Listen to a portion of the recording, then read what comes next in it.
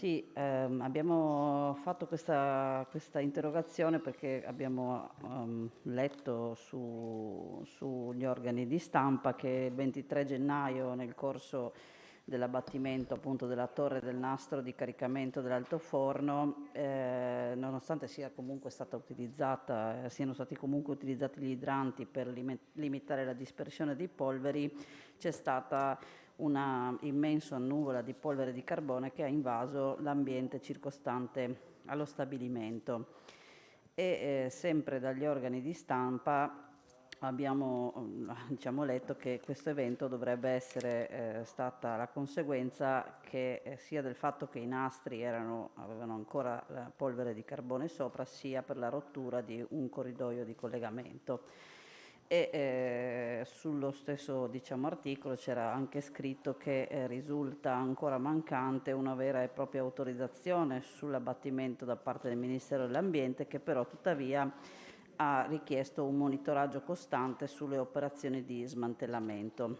Volevamo capire appunto se nel corso di questo episodio, di dispersione delle polveri, ci sia stato da parte della Regione, quindi da parte di ARPA, un intervento anche per valutare l'accaduto e il monitoraggio appunto rispetto alla dispersione delle polveri e alle emissioni in atmosfera delle polveri stesse. Grazie. Grazie. Prego Assessore Scocimarro. Sì.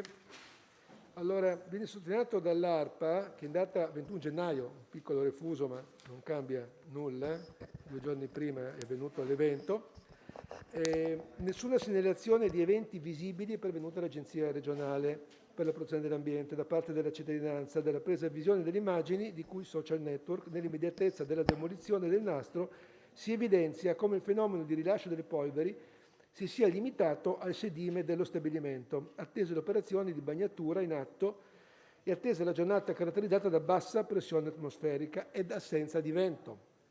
Analoga evidenza si evince dalla presa visione dei filmati di cui è webcam del sito www.meteoservola.com. Il filmato andato in onda nella giornata del 22 gennaio è stato diversamente eseguito a piedi impianto ed offre una visuale dall'alto della demolizione del nastro di caricamento dell'altoforno.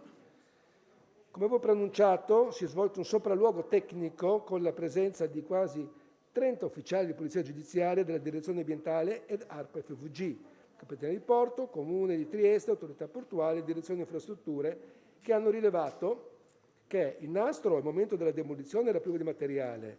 Le operazioni di demolizione sono seguite da idonea ditta specializzate in grandi demolizioni. L'evento di polverosità era un evento atteso e non incidentale.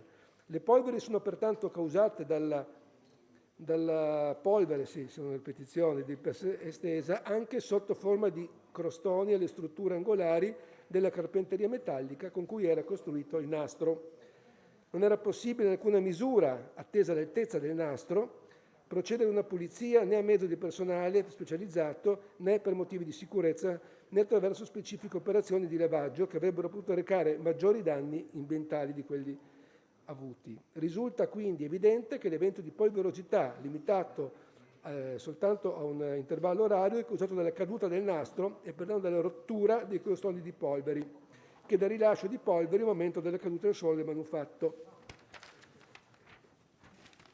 Nello specifico dell'episodio del 21 gennaio, le stazioni ARPA hanno rilevato comunque dei valori elevati di polvere rilasciata a seguito dell'abbattimento della torre del nastro caricamento dell'altoforno.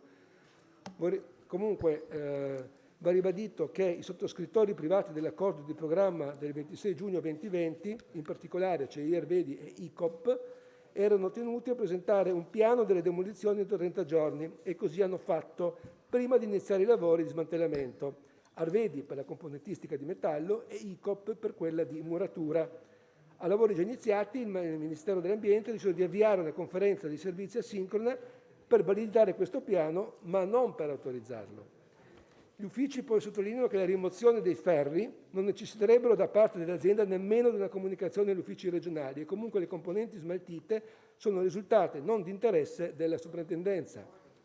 Va infine sottolineato come le aziende, lavorando con questa celerità, non facciano altro che garantire il successo del progetto alla base dell'accordo di programma stesso e quindi riassorbendo i lavoratori la riqualificazione dell'area trasformandola in polo logistico di interesse internazionale.